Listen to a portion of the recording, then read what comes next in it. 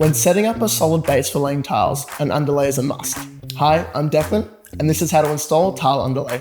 Let's get into it. To calculate how many sheets you need, measure your floor space that you're working with. Measure the length and width of the area, then multiply those numbers to determine the total square meters. From this, you can work out how many underlay sheets you'll need. Always allow around 10% extra for wastage. Before laying any sheets, check that the substrate is straight and level. While achieving a perfectly level surface may not always be possible, it's essential that the area is flat. If there are any areas where the chipboard has cupped or warped, use a belt sander to sand down any high spots. Use a straight edge or level to double check the floor before laying the sheets.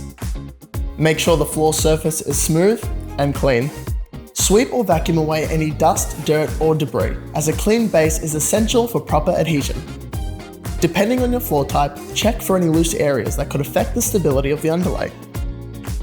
Before cutting and laying your sheets, ensure that you won't end up with any small offcuts. Divide the length and width of the floor by the sheet size.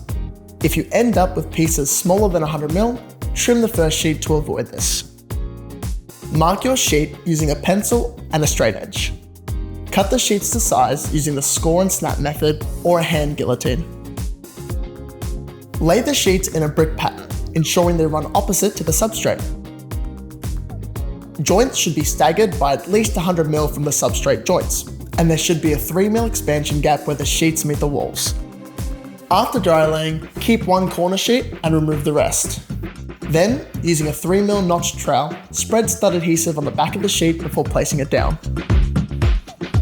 If laying onto hardwood floors, stud adhesive is not required.